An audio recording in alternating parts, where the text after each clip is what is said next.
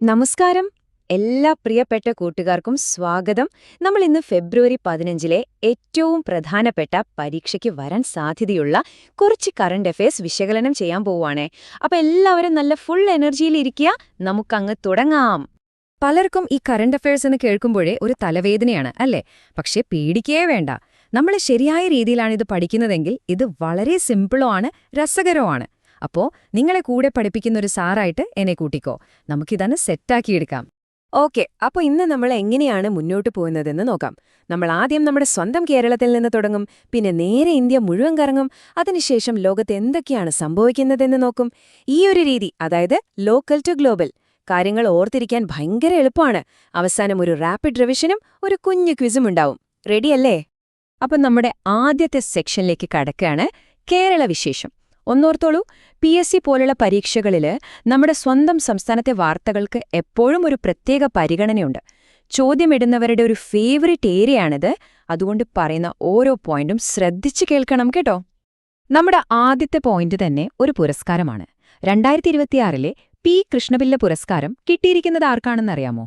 പ്രമുഖ രാഷ്ട്രീയ നേതാവും നമ്മുടെ മുൻ മന്ത്രിയുമായിരുന്ന T. ശിവദാസമേനോനാണ്. ഇതില് പരീക്ഷയ്ക്ക് വരാൻ സാധ്യതയുള്ള ഒരു പ്രധാനപ്പെട്ട കാര്യം കൂടിയുണ്ട്. ഈ പുരസ്കാരം അദ്ദേഹത്തിന് മരണാനന്തര ബഹുമതിയായിട്ടാണ് നൽകിയത്. അപ്പോൾ ആ പോയിന്റ് പ്രത്യേകം നോട്ട് ചെയ്യണം. ഇനി അടുത്തത് കേരള ടൂറിസം വകുപ്പ് നൽകുന്ന വളരെ പ്രശസ്തമായ നിശാഗന്ധി പുരസ്കാരമാണ്. 2026-ൽ ഇത് ലഭിച്ചത് ദർശന ജാവേരിക്കാണ്. ചോദ്യം ഇങ്ങനെ വരാം: ദർശന ജാവേരി ഏത് കലാരൂപവുമായി ബന്ധപ്പെട്ടിരിക്കുന്നു? ഉത്തരമെന്താണ്?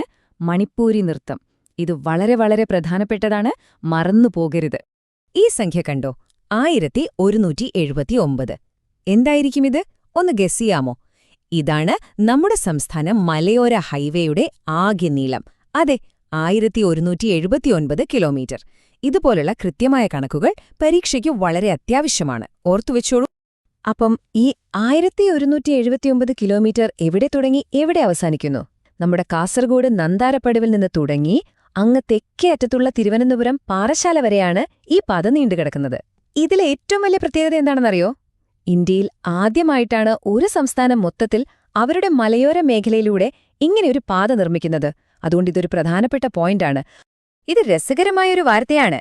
നമ്മുടെ തപാൽ വകുപ്പിടക്കിയ പുതിയ സ്റ്റാമ്പിൽ കേരളത്തിന്റെ സ്വന്തം കലാരൂപമായ പാവകഥകളി ഇടം പിടിച്ചിരിക്കുന്നു. എന്താണ് പാവകഥകളി? അതൊരു പരമ്പരാഗത കയ്യുറ പാവക്കൂത്താണ്. ഇത് നമ്മുടെ സംസ്കാരത്തിന് കിട്ടിയൊരു അംഗീകാരമാണ്. ഒപ്പം പരീക്ഷയിൽ വരാൻ സാധ്യതയുള്ളൊരു ചോദ്യവുമാണ്. ശരി, അപ്പോൾ നമ്മൾ കേരളത്തിലെ വിശേഷങ്ങളൊക്കെ പഠിച്ചു കഴിഞ്ഞു. ഇനി നമുക്ക് നേരെ ദേശീയതലത്തിലുള്ള പ്രധാനപ്പെട്ട വാർത്തകളിലേക്ക് പോകാം. ഇന്ത്യ വിവിധ മേഖലകളിൽ എങ്ങനെയാണ് മുന്നേറുന്നതെന്ന് നോക്കാം. എന്താണ് ഈ നിക്ഷേപ ബന്ധു? പേരുകേട്ട് പേടിക്കേണ്ട. വളരെ സിമ്പിളായി പറഞ്ഞാൽ, ഇന്ത്യയിലെ ഈ ഫുഡ് പ്രോസസ്സിംഗ് രംഗത്ത് പണം മുടക്കാൻ ആഗ്രഹിക്കുന്നവരെയും അതുപോലെ ബിസിനസ് തുടങ്ങാൻ പണം ആവശ്യമുള്ളവരെയും തമ്മിൽ കണക്ട് ചെയ്യുന്ന ഒരു ഓൺലൈൻ പ്ലാറ്റ്ഫോം, ഒരു ഓൺലൈൻ മാച്ച് മേക്കർ എന്ന് വേണമെങ്കിൽ നമുക്ക് പറയാം, അല്ലേ? അടുത്ത സംഖ്യ ഇതാ, 1.2 ലക്ഷം. ഇതെന്നായിരിക്കും?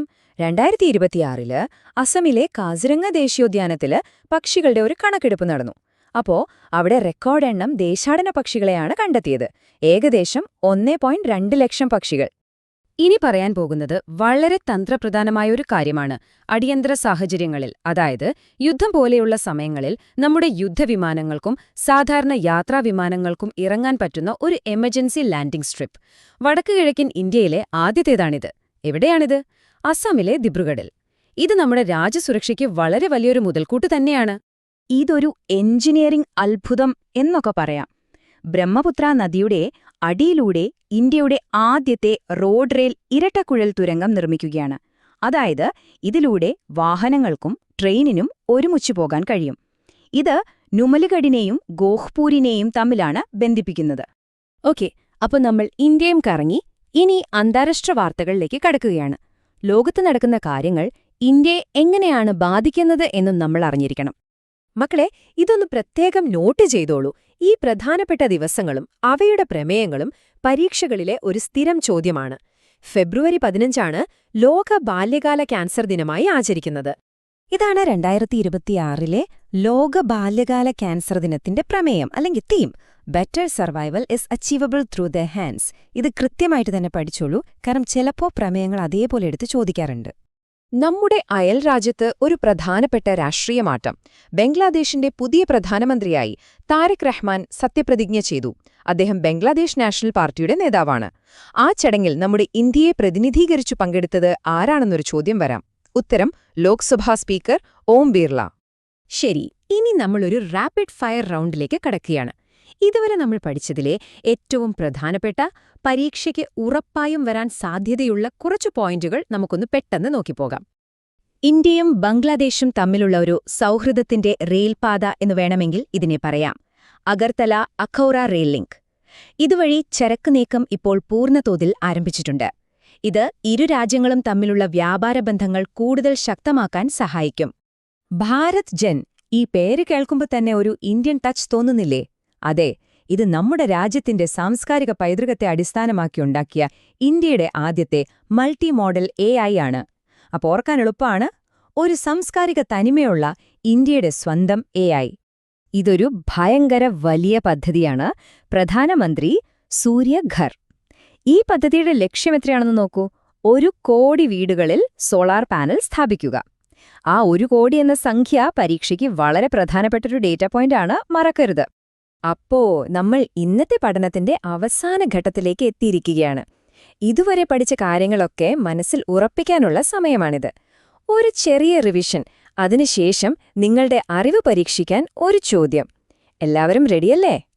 ക്വിസിലേക്ക് പോകുന്നതിന് മുൻപ് ഇന്നത്തെ ഏറ്റവും പ്രധാനപ്പെട്ട 5 കാര്യങ്ങൾ നമുക്ക് ഒന്നുകൂടി ഉറപ്പിക്കാം. നിശാഗന്ധി പുരസ്കാരം ആർക്കാണ്? ദർശന ജാവേരി. മലയോര ഹൈവേയുടെ നീളം 1179 കിലോമീറ്റർ. ക്യാൻസർ ദിനത്തിന്റെ പ്രമേയം ഓർമ്മയുണ്ടല്ലോ, ബെറ്റർ സർവൈവൽ. ഭാരത് ജൻ എന്താണ്? നമ്മുടെ കൾച്ചറൽ AI. പിന്നെ സൂര്യഘർ പദ്ധതിയുടെ ലക്ഷ്യം 1 കോടി വീടുകൾ. എല്ലാം ഓർമ്മയുണ്ടല്ലോ അല്ലേ? അപ്പോ ഇന്നത്തെ അവസാനത്തെ ചോദ്യം ഇതാണ്.